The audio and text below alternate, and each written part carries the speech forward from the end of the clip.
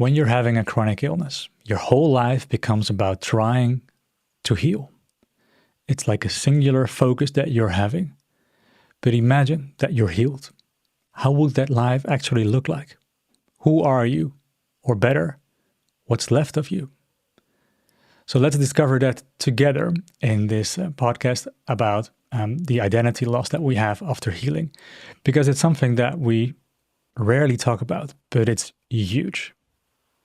My name is Daniel.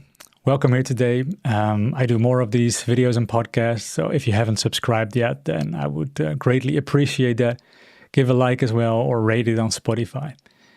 And let's start with the hidden identity shift that we make. Because prior to a chronic illness, most people were already restricted with their health somewhat. Maybe they had migraine attacks or regular headaches, or they noticed that they didn't really join in with all the others who were basically living a very organized life. You know, this is the time when you wake up. This is the time when you have lunch. This is the time when you go home, when you pick up your children, for example. So everybody had that structure in their lives. And it became more difficult to go along with it. So what happened is that most people, they pushed themselves. And they became like these achiever types. Maybe perfectionists, performers, the pleasers. And all of these behaviors are coping mechanisms. And they are there to outrun, to say fight, flight, or hide, a feeling that we have inside of ourselves that is the consequence of not listening to our own body's messages. Let's say, for example, emotions. But the body has all kinds of messages. For example, when you need to go to the toilet, or when you're hungry, or when you're sleepy. And in society, most people don't really listen to these messages, but they do things on fixed moments. But what if you actually start living the way that your body wants you to live? So you go to bed when you're sleepy. Maybe you maintain some form of a rhythm. Maybe you go a little bit earlier to bed. You eat when you're hungry. You go to the toilet when you need to go to the toilet. And you listen to your emotions and what they have to say. Because they are boundaries. They are the signal that something is wrong and that something should change. But if we can't change that something, then we need to just move through. And then the emotion or our body's messages, they become just uncomfortable. And what we do is we then push it away and we keep going. So while you're healing, you'll notice that this is going to shift and you're going to listen more closely to your body, also because of extreme symptoms. And if you make mistakes, for example, in pushing yourself, then the consequences are there almost immediately, because that's your body giving you an emotion or signal. But we have learned to suppress that and to not engage with it. And then the limbic system over time, after years of fight or flight behavior, starts to see that as a danger and then protects you with symptoms. So during a chronic illness, you are more or less already on your way back to yourself. You have to listen, and if not, you pay a huge price. And over time, you'll notice that listening to your body can make you feel extremely good. Especially when most of the emotional turmoil has left your body after years of suppression, you can feel very, very blissful. But in that bliss, the opposite will also come to the surface, which is probably shame, loneliness. And the more you can enter that state of bliss and happiness and joy, the rougher the emotions will come that come up. Then, especially after recovery, when you can feel those emotions, that it actually becomes the hardest.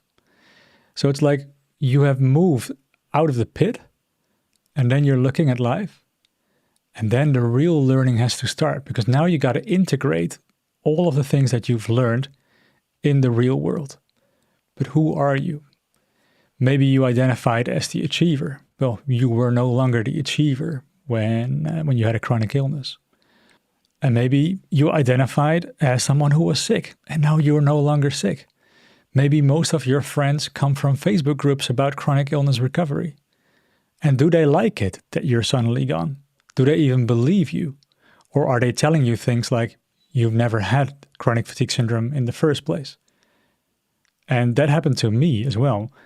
In the past, I received so many there was a family post about the funeral of my grandmother, and it was open, it was on Facebook. And in the comments, after sharing my initial recovery, it was 50 posts or messages or reactions of hatred, of that I'm lying, etc., etc., etc. So then I didn't belong to that group either. But I was nowhere near people who could work full time. So I wasn't there yet either.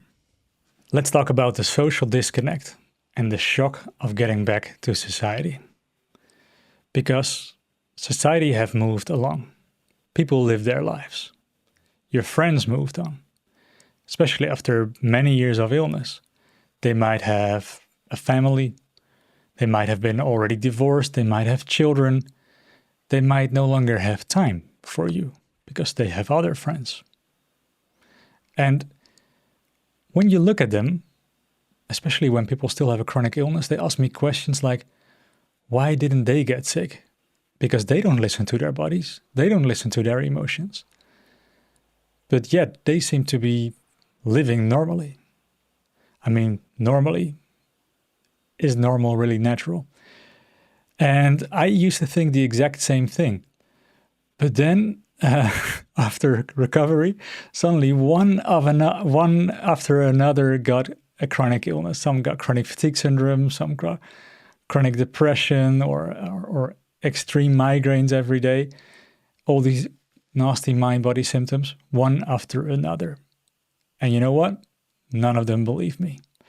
It's like everyone needs some time to struggle, to look for diets, to look for cleanses, and to look for boosting the immune system and those kind of things before they're really ready. And I think that sort of takes at least 2 years.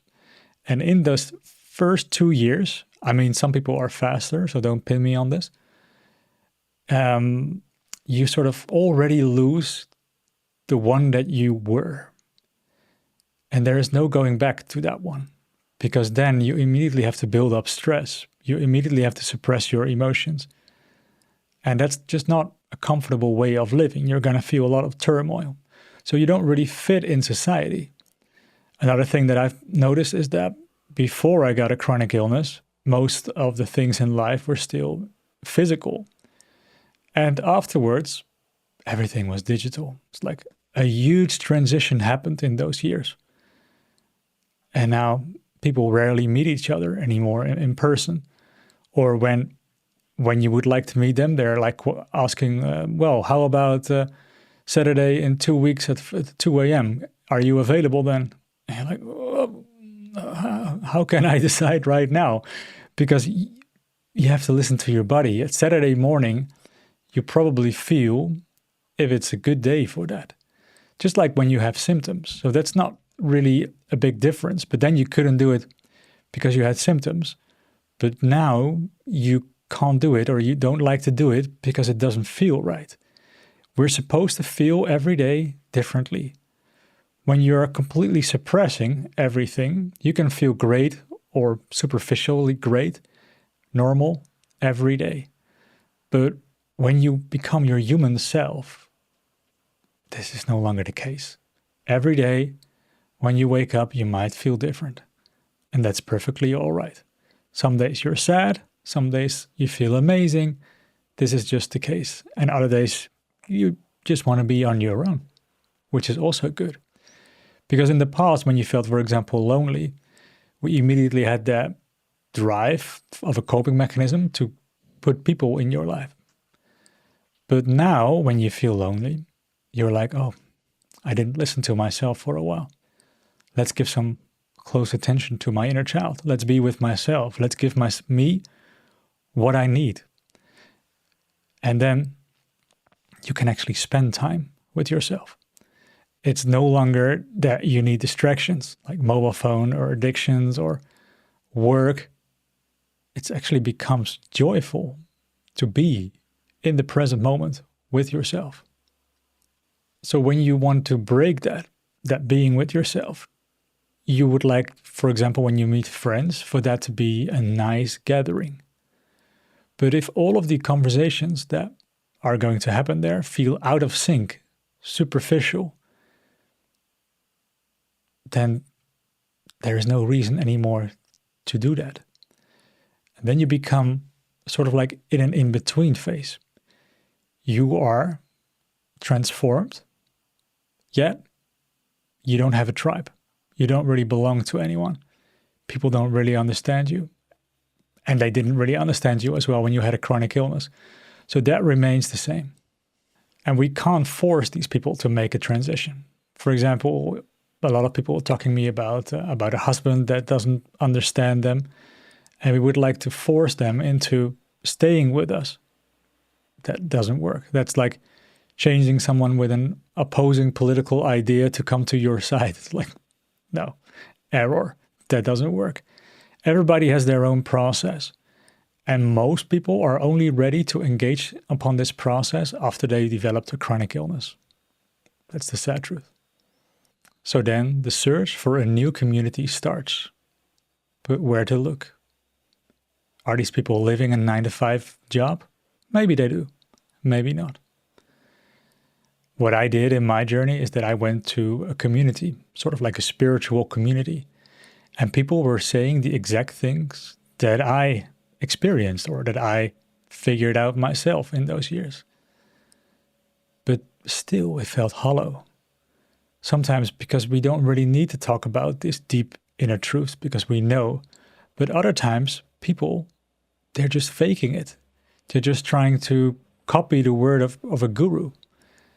And then it becomes about who is the best at copying some truth from a guru. And before you know it, it feels shallow and empty. And you look around and you see that shallowness and emptiness everywhere.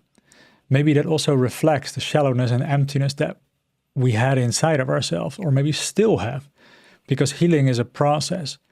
It just gets better and better and better, but also harder and harder and harder. Sometimes I look back at the time when I had a chronic illness and I miss it because my life was simple.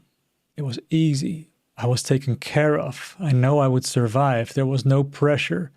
The only pressure and stuff that I had came from within. And by releasing a lot of emotions, the underlying need of doing a coping mechanism, I opened up, I started flourishing, I started feeling better. And that's a process that still continues because society is pretty much triggering because most people haven't moved along. So engaging yourself in these patterns and rhythms, it just doesn't feel right. And by seeking a community, it's important that you're seeking people with shared values and not just shared pain. For example, my values are truth, freedom, and responsibility. And those are actually very hard standards to live up to. Sometimes I manage, sometimes I fail. But it's important to have these values. Because if you, for example, exchange freedom for safety, then all of a sudden you allow imprisonment, control. And that felt like that miserable state that I was inside of my bed. And at that moment, I craved freedom. But in order to have freedom, we need to have responsibility. We need to be very honest. And that's a process. I think we need to relearn how to have friends, especially when it comes from conscious interaction. When you are in trauma, you can't really see other people because you can't really see yourself. There is no real connection possible because you're in trauma. You don't really see it. And most people are acting from trauma, which is stuck emotions. But when you really move out of that, you will transform into someone who really sees, who really listens, who really feels. And you don't need that much words anymore. So interactions that are just basically about exchanging word salads, they also don't feel right. But what does feel right? Or are you just a pure pioneer having to do it yourself, because I think you are. I think I am as well. And we have to build that life. And I will make other videos about that as well, because I'm trying, but somehow it never feels right. Maybe that's as well a feeling from myself that I still project externally. But the journey towards freedom is not an easy one. So we're rebuilding identity after recovery. We notice that all the urges and thoughts and coping mechanisms were not you. They're not me. And you have to engage with flow more. But how does that work? And it's about falling and getting up again. And in that process, you also discover things that just feel so joyful. Hobbies. What do you actually like? Because if you have been taught as a child to not cry, that means you were already traumatized and already forced into coping mechanisms of living someone that you are not, living a mask, then you've never been your true self. So who is the one in pain hiding behind the mask?